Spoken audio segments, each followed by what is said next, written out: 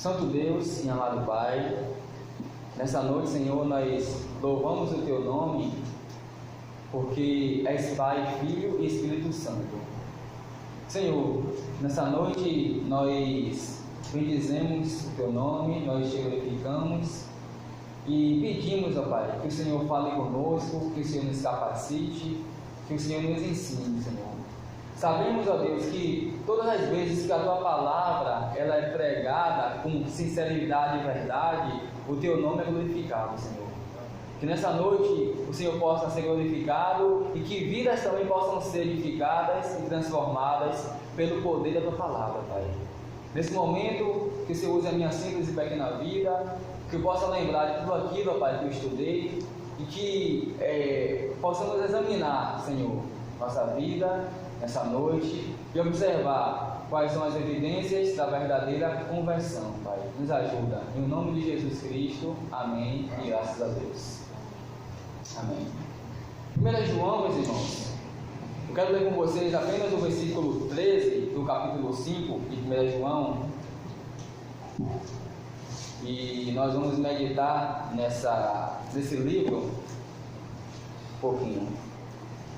1 João capítulo 5, versículo 13. Esse é o versículo chave desse livro aqui, certo? Ou seja, esse foi o motivo porque o apóstolo João escreveu esse livro. Ele vai dizer o seguinte: olha, essas coisas vos escrevi para que saibais que tendes o que? A vida eterna. Não é isso aí? Está escrito? 1 João 5,13. A fim de saberes que tendes a vida eterna, a vós outros que credes em o nome do Filho de Deus. Então o propósito dele aqui é mostrar que a pessoa ela já tem a vida eterna. Aquele que realmente é de Cristo, foi salvo, ele tem a certeza e a segurança da salvação. Agora deixa eu me explicar uma coisa. Esse livro aqui, irmãos, ele foi escrito provavelmente em Éfeso, e a data provavelmente entre 90 e 95 anos depois de Cristo. Quem foi que escreveu essa carta? Foi João. Mas qual João? Aqui nós temos, irmão, João, o filho de Zebedeu. Nós temos João, o irmão de Tiago. João, que foi o apóstolo do nosso Senhor Jesus Cristo, né? Que foi aquele discípulo amado que estava ali, né, sempre ao lado de Jesus, que era um dos 3 mais chegados de Jesus. João, que foi uma testemunha da ressurreição. Quando nós estudamos o livro de João, vocês devem lembrar que ele estava naquele momento da crucificação, né? Ele foi uma testemunha ocular da sua ressurreição. E João foi o último dos apóstolos de Jesus Cristo. Então, foi o último profeta do colégio apostólico. Então, esse é o João que nós temos aqui escrevendo esta epístola, certo? Então, essa epístola também ela é chamada, ela é considerada, ela é classificada, como você queira chamar, de epístola geral, de epístolas gerais, né? Então, essa epístola aqui de 1 João. E interessante notar também, irmãos, que eu não vou me deter muito explicando esse livro, que não é um objetivo estudar todo o livro, mas essa carta ela foi escrita para uma comunidade cristã que estava se defrontando com a heresia gnóstica do primeiro século. Então, o que é o gnosticismo? Gnosticismo é uma palavra grega que nós temos gnosis, que significa conhecimento. E o gnosticismo ele já estava no primeiro século ali adentrando e solapando as igrejas. Interessante notar que o gnosticismo, né, ele foi se desenvolvendo no primeiro século da igreja cristã, ele cresceu no segundo século, ele se fortaleceu no terceiro século e quase que ele derrubou a igreja no quarto século. Tanto que os pais da igreja, né, os concílios que foram realizados ali foram justamente para combater, né, essa heresia. E o gnosticismo, note bem que o gnosticismo ele é uma junção da filosofia judaica com a teologia, como eu disse, a teologia judaica com a filosofia grega.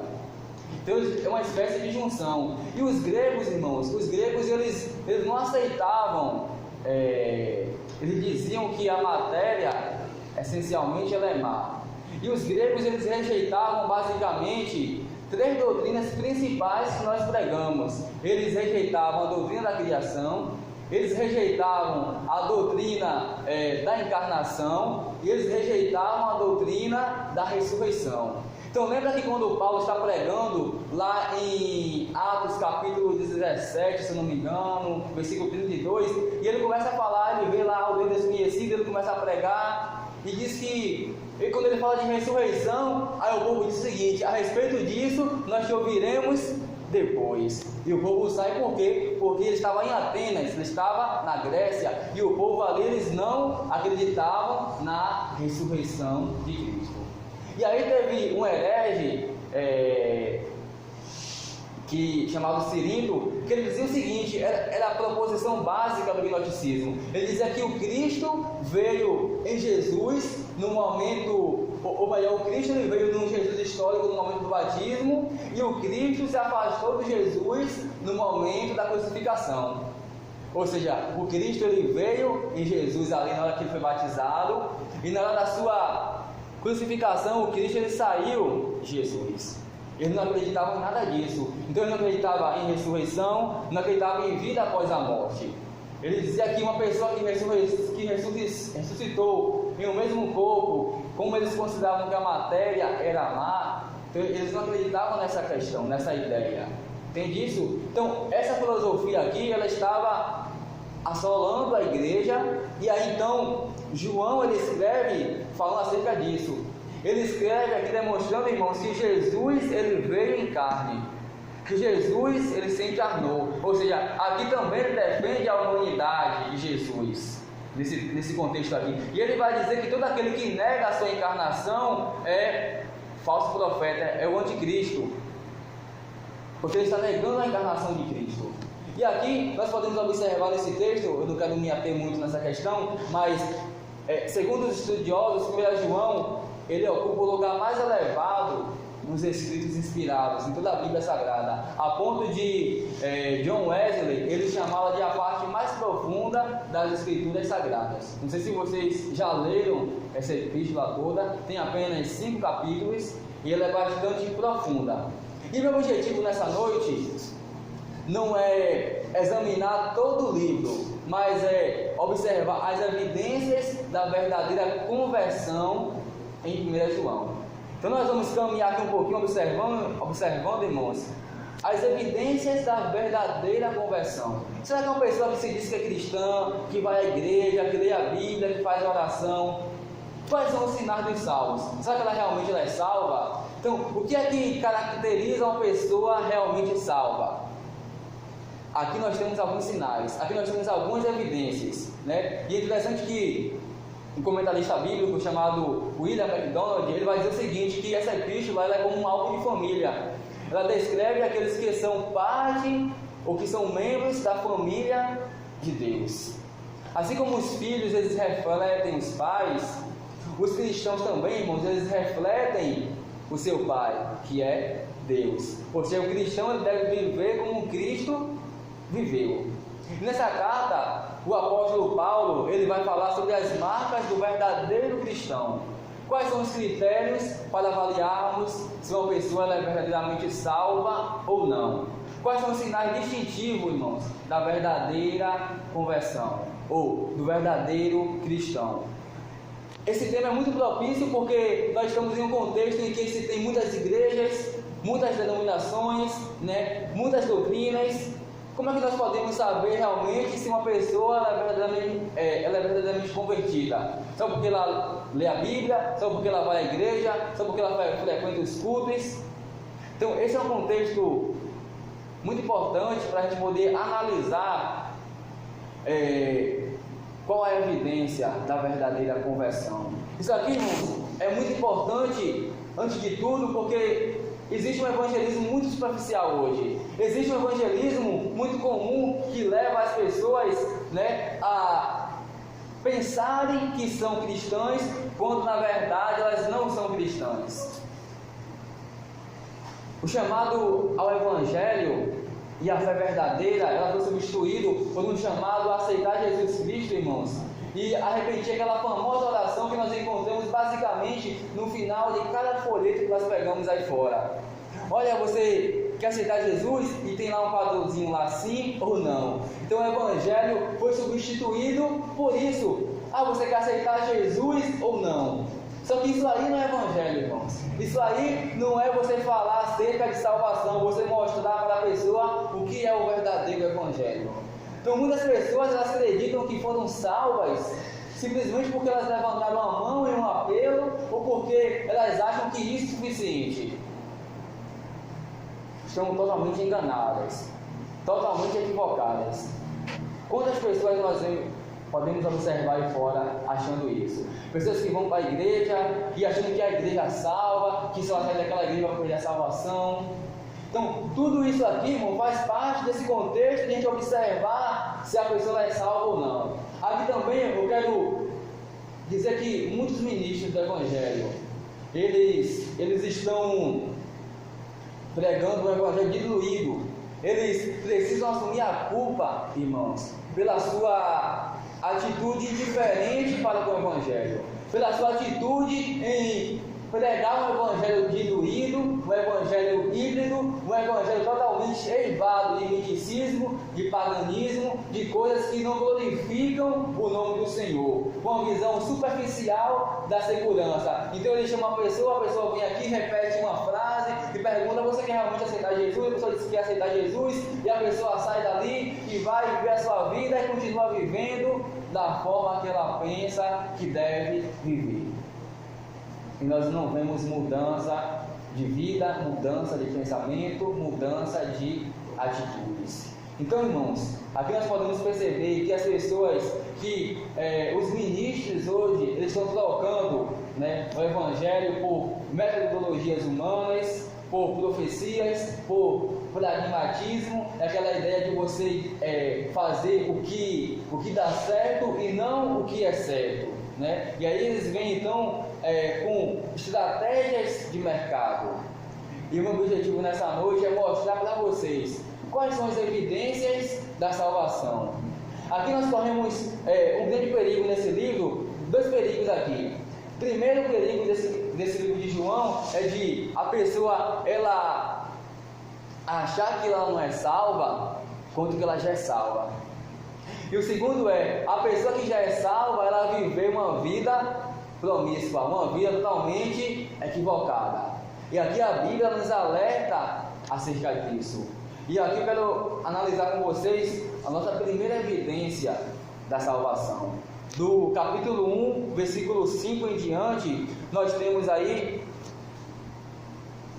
o seguinte, capítulo 1, versículo 5. Então a primeira evidência é: o verdadeiro cristão, ele anda na luz, certo? O verdadeiro cristão, ele anda na luz. Versículo 5. Ora, a mensagem que da parte dele temos ouvido e vos anunciamos é esta: que Deus é luz e não há nele treva nenhuma. Então observe que esse versículo aqui, ele começa com uma declaração extremamente importante. O que ele diz aí? Que Deus, ele é luz. E nele não havia o quê? Treva alguma. Então, à primeira vista aqui, nós podemos perceber que João, ele faz um contraste aqui entre luz e trevas. E ele pode nos levar a pensar que seja apenas, primeiramente, em termos morais. Ou seja, distinção entre bem e mal, entre o santo e o profano. Só que, mesmo que fosse só isso aqui, essa interpretação, irmãos, ela certamente concordaria com o que as Escrituras nos diz sobre a santidade do nosso grande Deus, Quando João ele escreve que Deus ele é luz, ele não só denota a pureza moral de Deus, que ele é santo, que ele é puro, como também ela indica que se faz conhecido.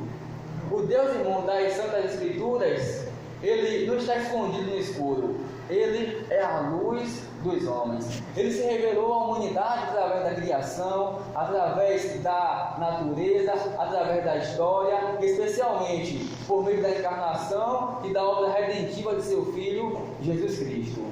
Aqui nós podemos observar e perceber, irmãos, que ao ler todo o livro de 1 João, nós podemos encontrar os falsos mestres chegando na igreja e que provavelmente deram início a essa seita que eu falei para vocês, chamada de gnosticismo. E eu pergunto, o que eles ensinavam?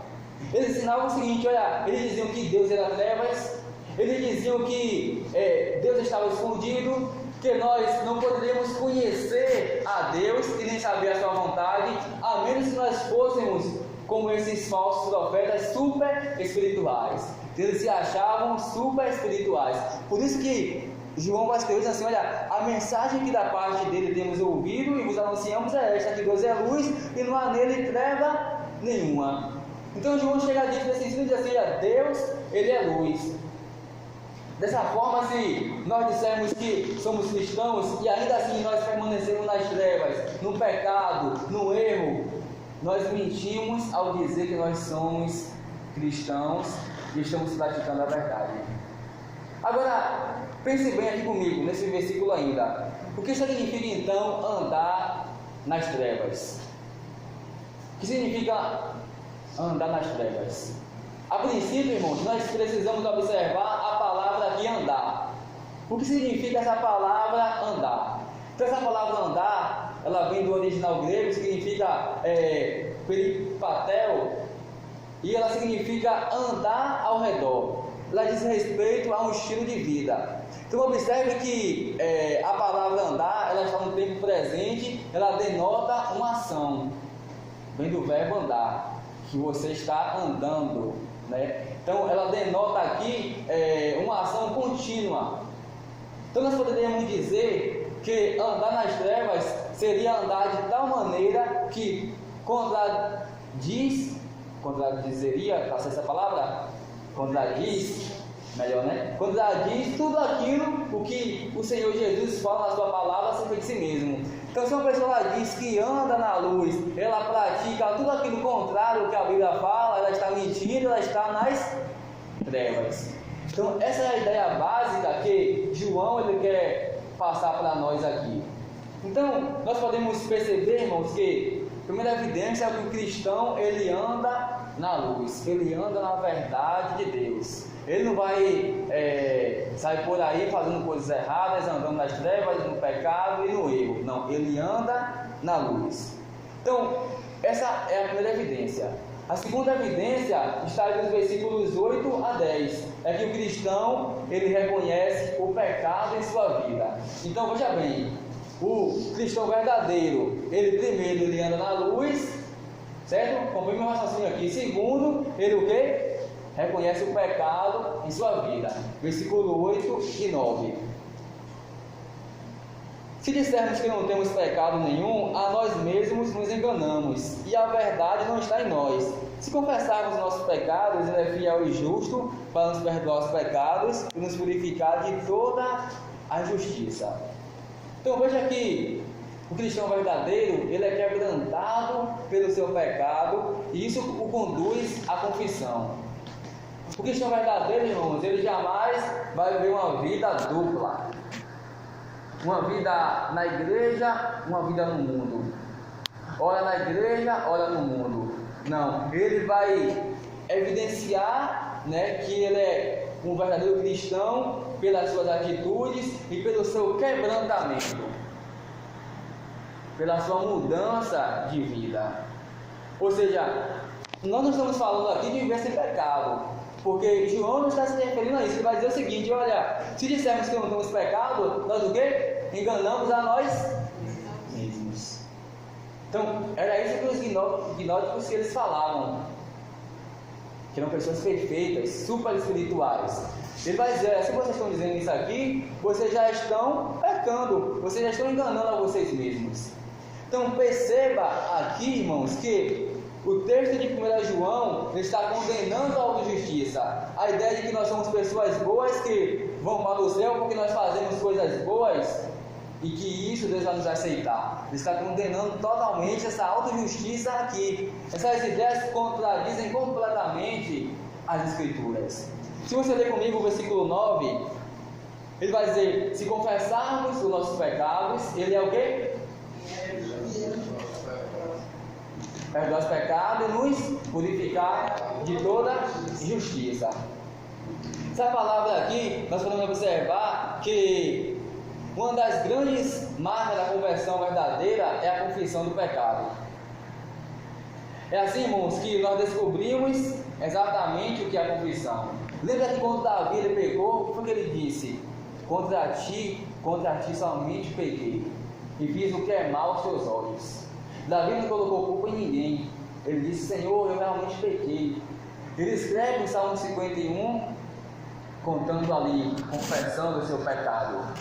Percebe, irmãos, que o cristão verdadeiro, ele até pode cair como Sansão, ele até pode pecar, mas só que ele não vai viver prostrado no erro, no pecado. Ele vai sempre se arrepender, reconhecer o pecado em sua vida e retornar para Cristo, pedir perdão ao Senhor pelos seus pecados, viver uma vida cristã totalmente santa, uma vida cristã verdadeira. Essa palavra aqui, quando João ele escreve, se confessarmos os nossos pecados, essa palavra aqui é traduzida do grego, homologel, ela, na nossa língua português, ela quer dizer homologar. E quando você diz, né, confessar, você está dizendo para Deus, concordando com Deus que você pecou. Você está dizendo assim: eu realmente pequei e eu peço perdão pelos meus pecados. Então é basicamente isso que essa palavra aqui ela significa, né? É você concordar verbalmente com Deus que você pecou e que esse pecado é hediondo aos olhos de Deus.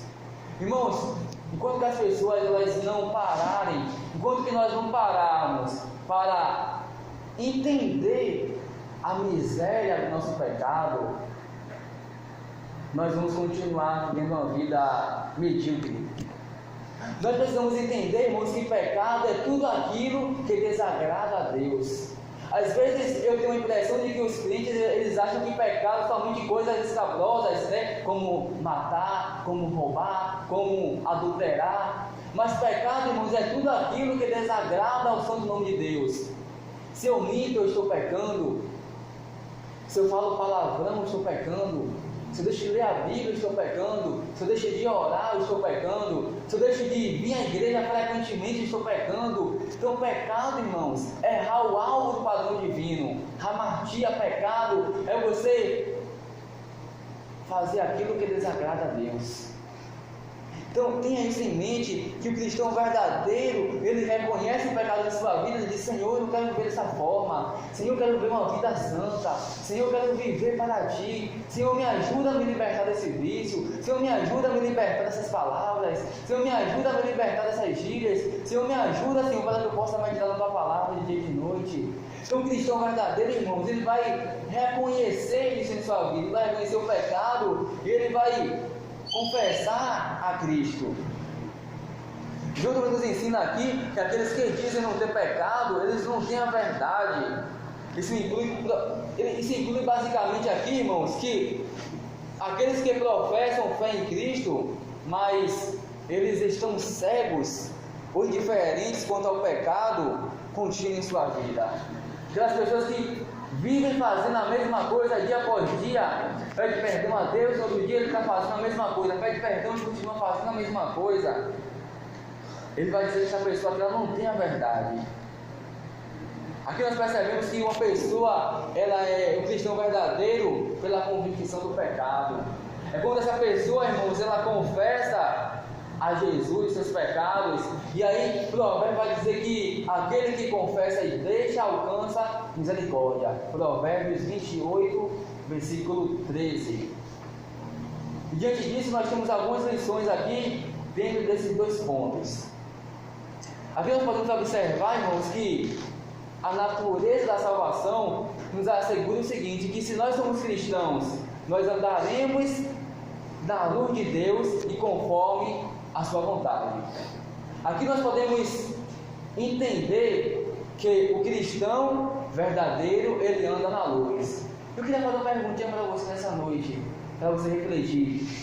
Você está andando na luz? Temos nós andado na luz?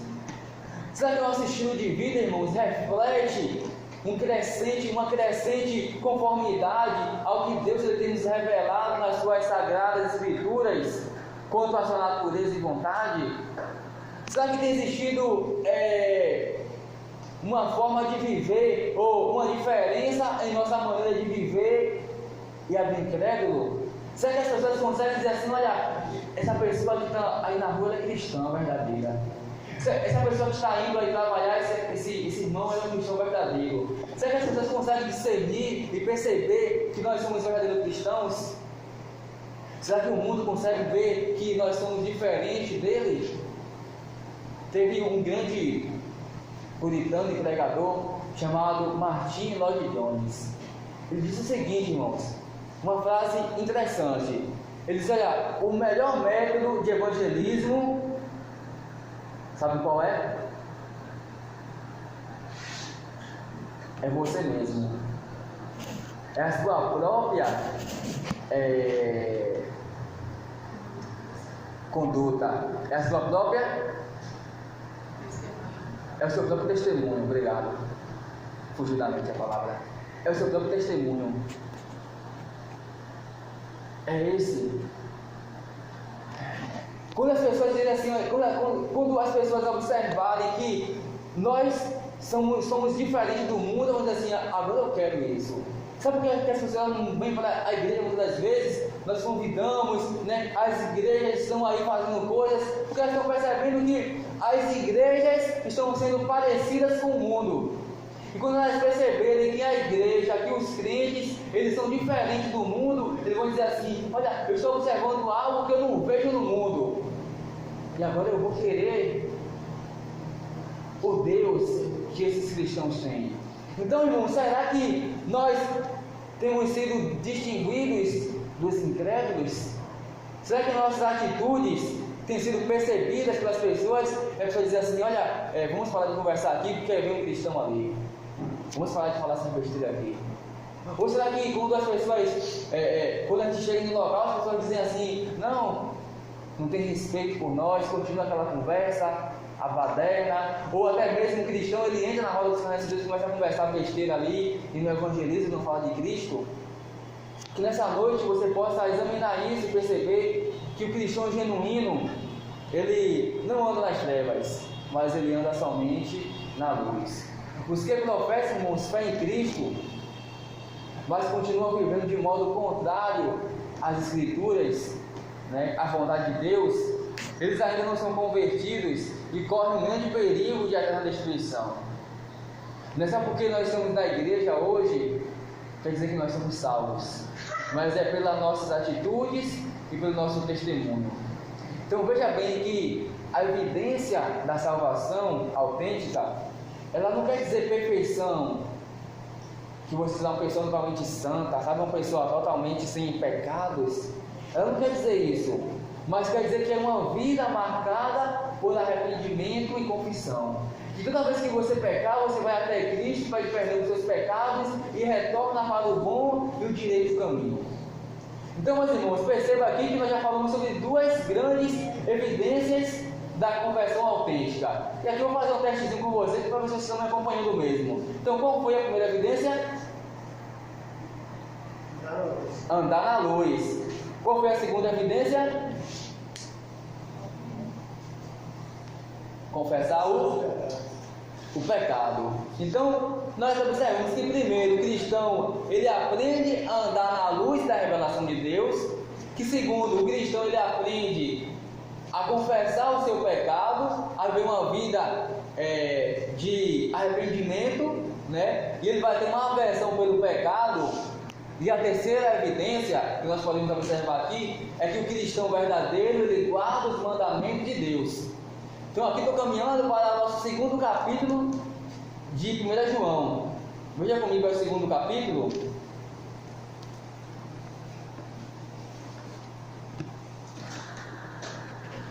Capítulo 2, 3 a 5. João diz assim: ora, sabemos que o temos conhecido por isto, se guardamos os seus mandamentos. Aquele que diz, eu conheço e não guarda os seus mandamentos, é mentiroso, e nele não está a verdade. Aquele, entretanto, que guarda a sua palavra, nele verdadeiramente tem sido aperfeiçoado o amor de Deus. Nisto sabemos que estamos nele. Então, perceba aqui, meus irmãos, que A terceira evidência da verdadeira conversão é que o cristão, ele guarda os mandamentos de Deus. Ele guarda os seus mandamentos. Eu quero que vocês tenham aqui que vocês lembrem que eu falei para vocês o propósito dessa primeira carta de João, de ponta a ponta. João escreveu essas verdades para que os crentes em Cristo Jesus, eles tivessem uma confirmação bíblica da sua fé e da sua salvação em Cristo Jesus. Essas coisas eu vos escrevi para que vocês saibam que vocês têm o quê? A vida eterna. Então, por toda essa epístola aqui, João não está dizendo, ou não está fazendo distinção entre dois tipos de cristãos: o cristão fraco e o cristão forte. Não é isso que João está fazendo aqui, certo? Essa distinção aqui, ou tração de uma linha entre o espiritual e o carnal dentro do povo de Deus. Ele não está fazendo isso. O que João está fazendo aqui é separando as ovelhas dos bodes, é separando o joio do trigo. Embora o seu principal propósito aqui seja dar aos crentes verdadeiros, irmãos, uma segurança bíblica de sua salvação, subsequentemente também ele expõe que os que professam ter uma fé em Cristo, mas permanecem no pecado, eles não são convertidos.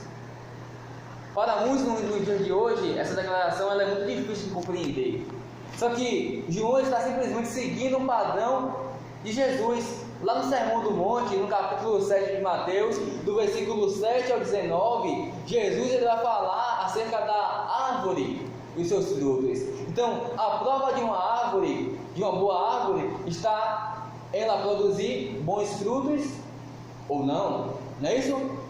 Pois a árvore é conhecida pelos seus frutos. Então, é isso que ele está fazendo aqui. Agora, o versículo 13, ele vai dizer o seguinte, no capítulo 2: ora, sabemos que o temos conhecido por isto, se guardamos os seus mandamentos. Então, nós temos aqui a seguinte proposição, que a obediência ela é prova do conhecimento de Deus. Ou seja, para os gregos, irmãos, o conhecimento, lembra que nós falamos grego, é o gnosticismo, a palavra gnos vem do quê? Significa conhecimento, lembra? Então, para os gregos, o conhecimento da realidade máxima, ela vinha por meio de uma contemplação racional. Para os gnósticos, ela vinha como resultado de uma experiência mística que eles tinham. Mas para João, irmãos, o conhecimento máximo é o conhecimento de Deus em Jesus Cristo. Então, quando ele fala aqui de conhecer as Escrituras, versículo 3, ora, sabemos que o temos conhecido. Essa palavra é repetida no versículo 3, no versículo 4, veja comigo, aquele que diz, eu o conheço, versículo 4, versículo 13, veja comigo, pais, eu vos escrevo porque conheceis. Então, grave aí essa palavra conhecer. E o versículo 14, filhinhos, eu vos escrevi porque o que? Conheceis o Pai.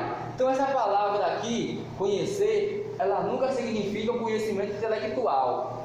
Estão comigo aí? Ela nunca significa isso. Ela é bem mais do que isso. Todas as vezes que você vê na Bíblia, se referindo a conhecimento, está falando de relacionamento.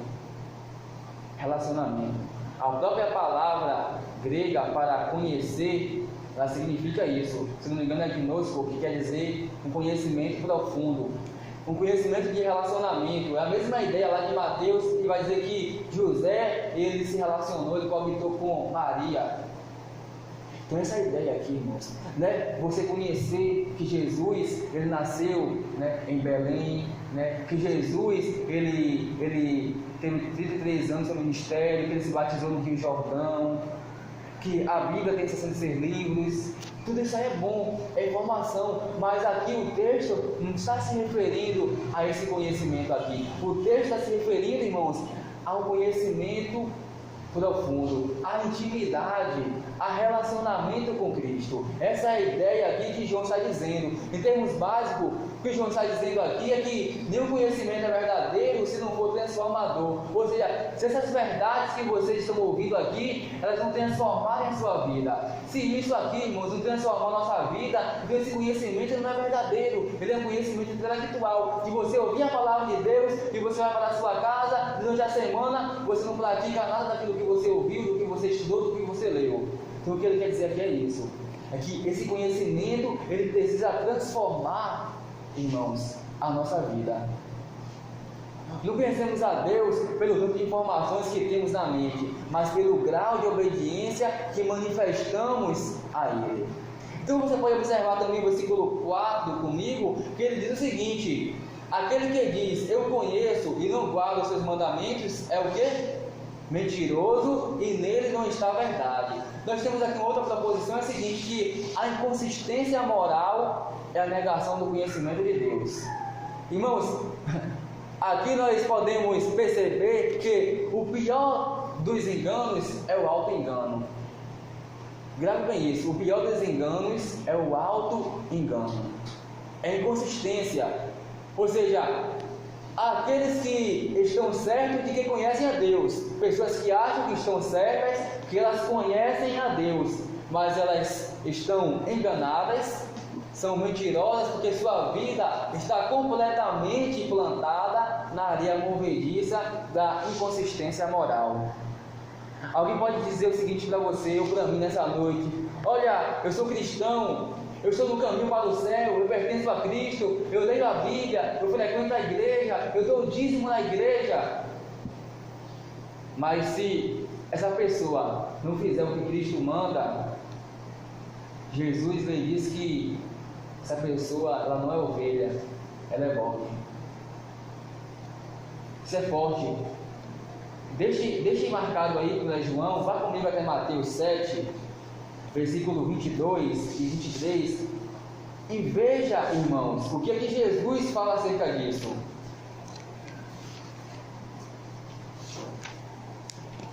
Mateus 7, 22. Ele fala aqui acerca dos falsos profetas, 22 e 23. Eu vou ler no versículo 21 para vocês compreenderem melhor. Diz assim: nem todo que me diz, Senhor, Senhor, entrará no reino dos céus, mas aquele que faz a vontade de meu Pai que está nos céus. Muitos naquele dia hão de dizer-me: Senhor, Senhor, porventura não temos nós profetizado em teu nome? E em teu nome não expelimos demônios? E em teu nome não fizemos muitos milagres? Agora observe a resposta de Jesus no versículo 23. O que ele diz aí? Então, direi explicitamente: nunca vos conheci. Apartai-vos de os que praticais o quê? Eu pergunto para vocês: essas pessoas estão mentindo aqui? Que elas fizeram isso aqui? Profetizaram? Fizeram milagres? Elas estão mentindo? Não. Elas não estão mentindo, irmãos. O problema é que elas não tinham um relacionamento com Cristo. Exatamente. As pessoas podem fazer tudo isso aqui, irmãos, e ainda assim não ser salvo. Então perceba aqui, volte agora para 1 João. Exatamente. Perceba aqui, irmãos, que os falsos mestres gnósticos, em virtude de sua teologia herética, eles bandearam para a imoralidade. Eles eram influenciados pelo dualismo grego, eu falei para vocês, né? Eles acreditavam que a matéria era essencialmente má. E, por conseguinte, eles desvalorizavam o corpo e não acreditavam em sua santidade. Então, essa virtude os levou, ora para a libertinagem, ora para o asceticismo. E o resultado disso é que eles professavam conhecer a Deus, mas negavam esse conhecimento pela sua vida desregrada que eles tinham.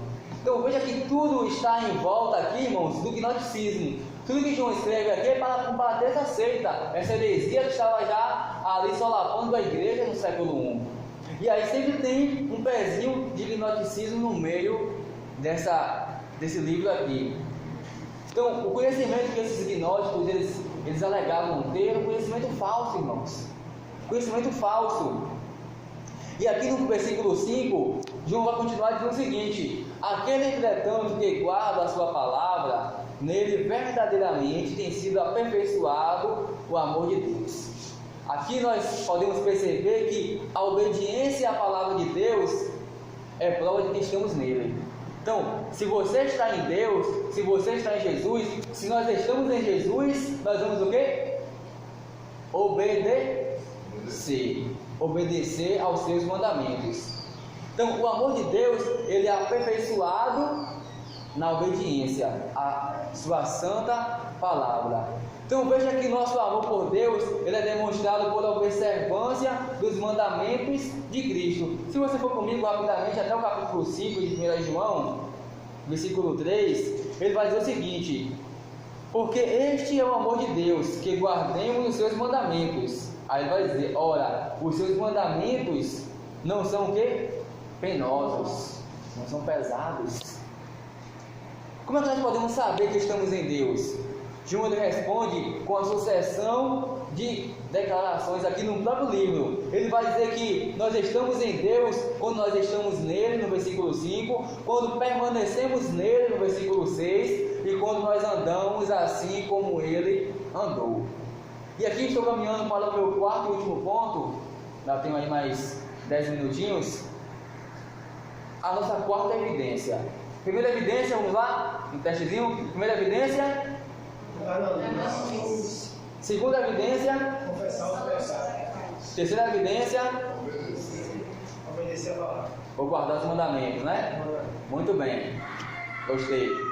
Estão entendendo? E a nossa quarta evidência, irmãos, é que o cristão verdadeiro, ele anda como Jesus andou. Veja aí no versículo 6 do capítulo 2. Um texto pequeno, mas profundo ao mesmo tempo. Aquele que diz que permanece nele, esse deve também andar assim como ele andou. Lembra dessa palavra aqui? Nós falamos, peripatel, andar, significa o quê? Uma ação contínua. Então, nós devemos andar assim como ele andou.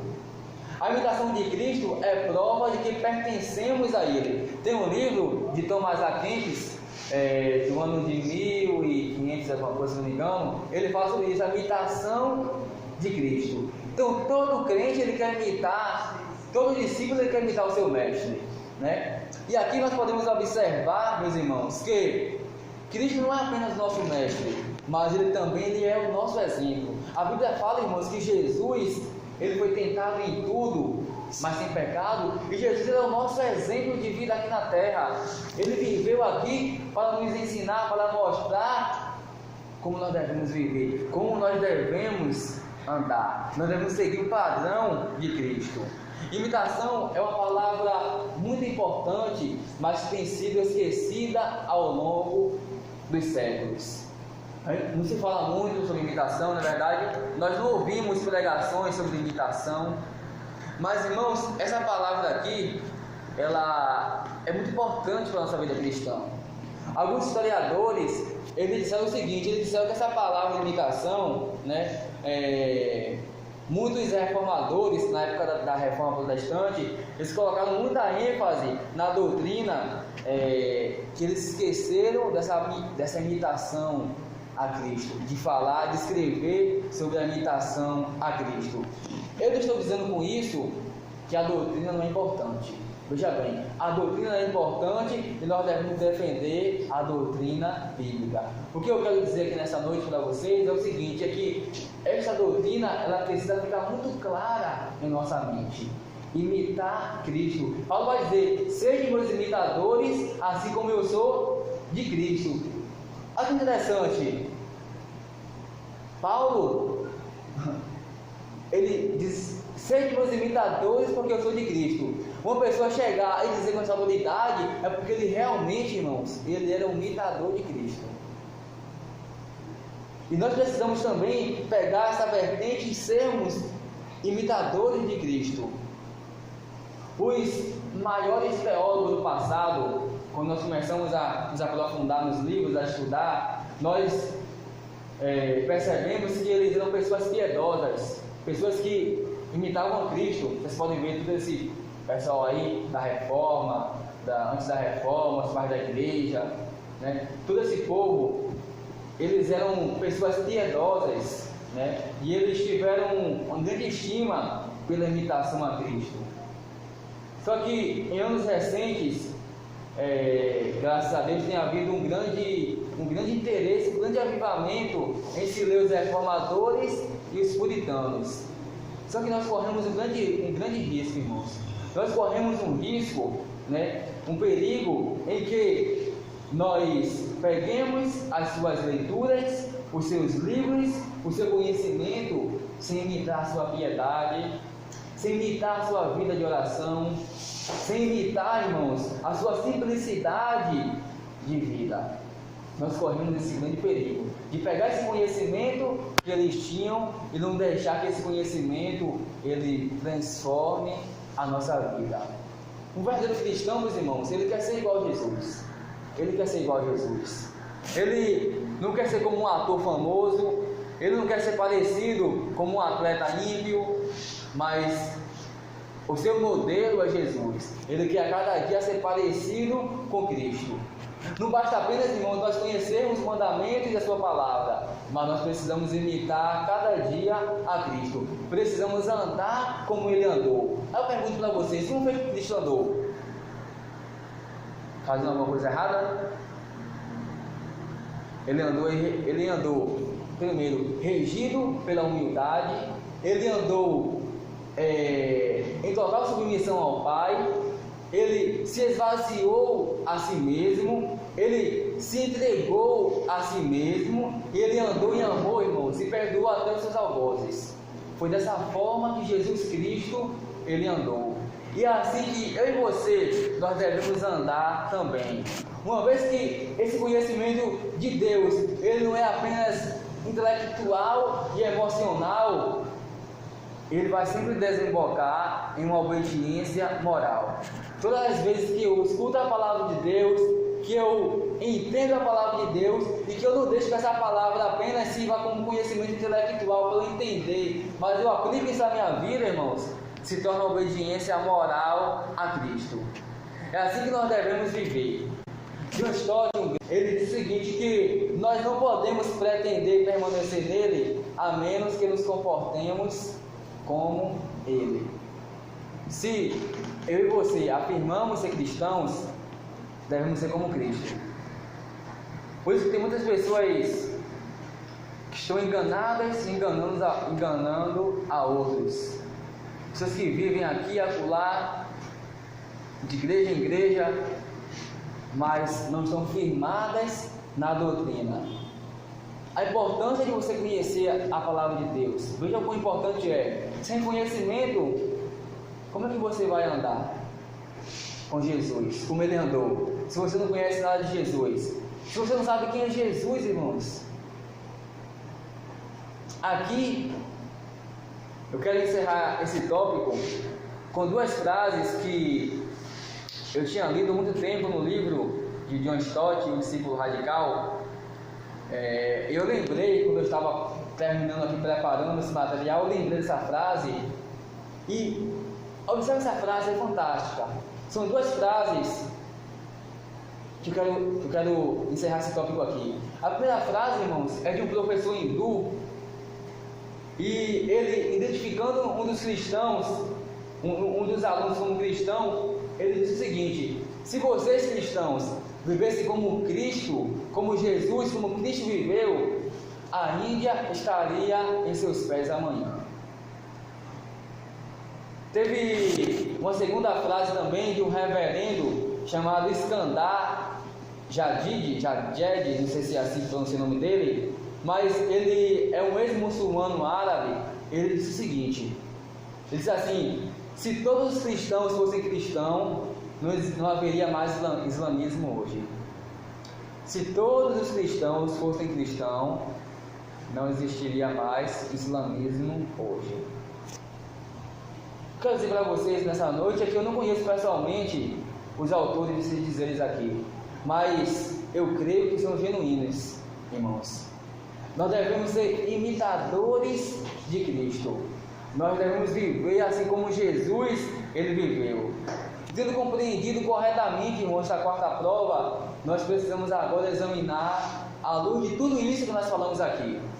Eu trouxe aqui algumas aplicações, algumas perguntas para nós podermos refletir nessa noite e orar ao Senhor e ver se realmente nós estamos na fé ou não.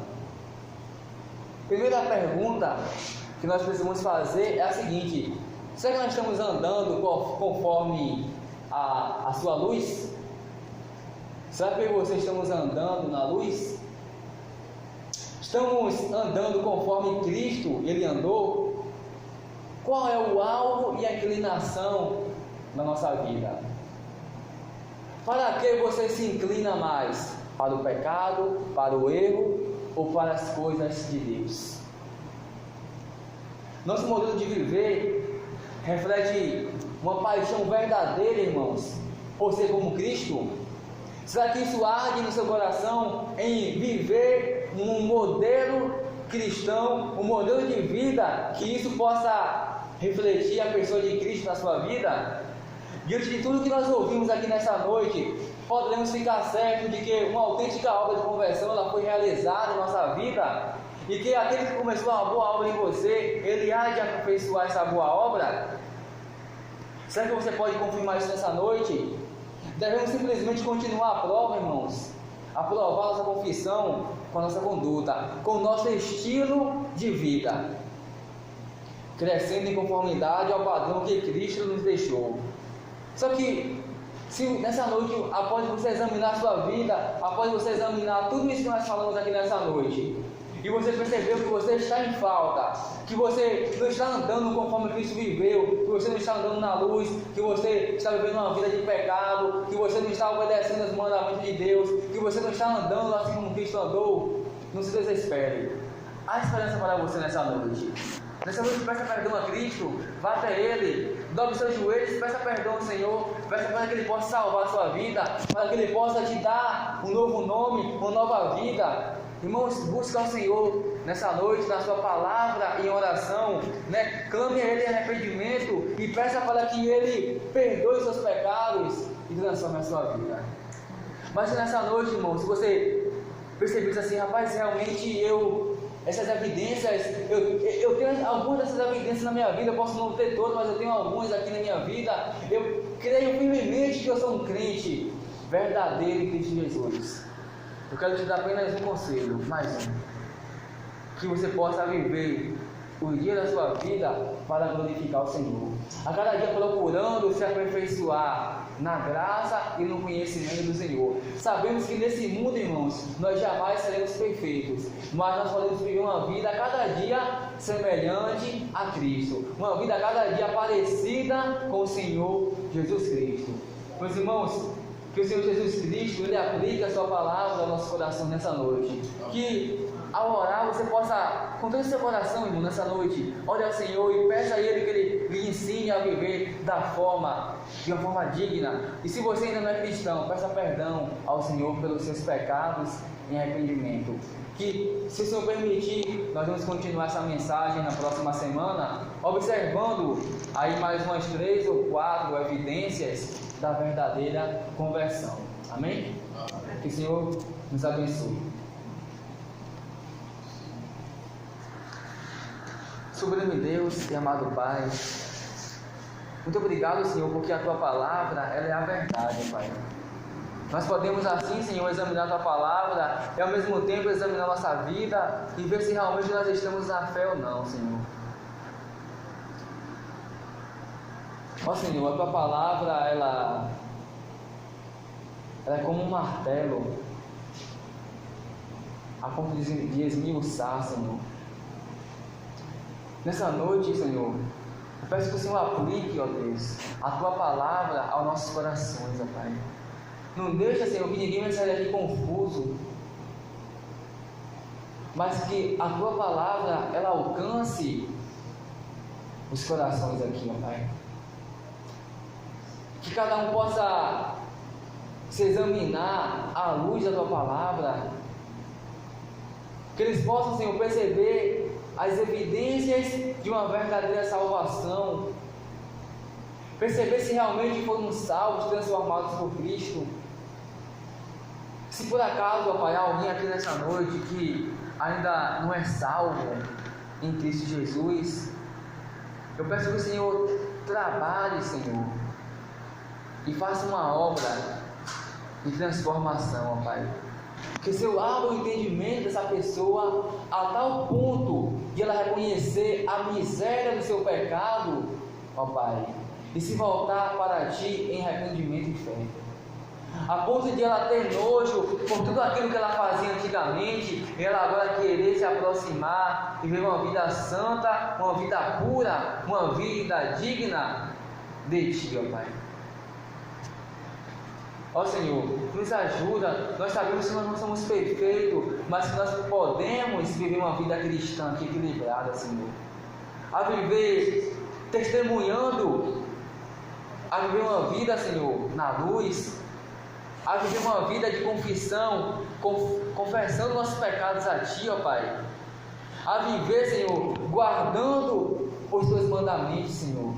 E a viver também, ó Pai, a andar assim como o Senhor andou, Pai. Ó Senhor, nos ajuda a sermos cristãos verdadeiros, a não nos enganar nós mesmos, ou até mesmo as pessoas que estão ao nosso redor, Pai.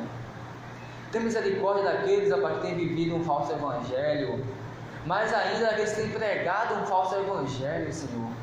Tem misericórdia, aqueles que têm conduzido muitas pessoas, muitas almas ao inferno, ó Pai. Que tenha misericórdia, Senhor. Que estão prometendo uma facilidade de vida apenas por a pessoa vir à frente e levantar a mão e dizer que aceita Jesus.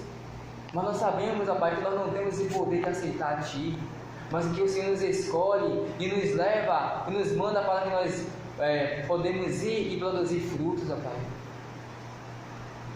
Eu clamo a Ti, Senhor, por essas igrejas, por esses líderes, ó Pai, que têm ensinado as pessoas um falso evangelho.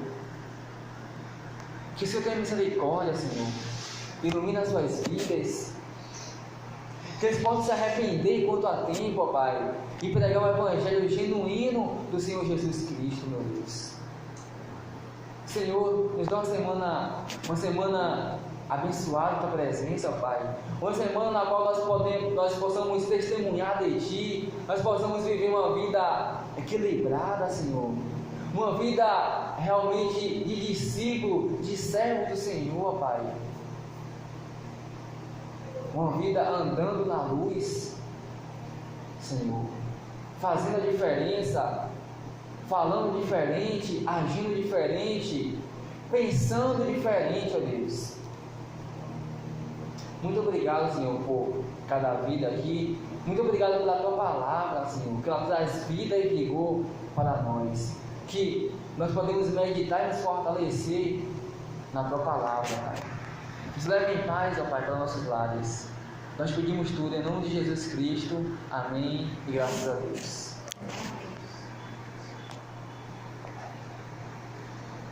Amém, meus irmãos.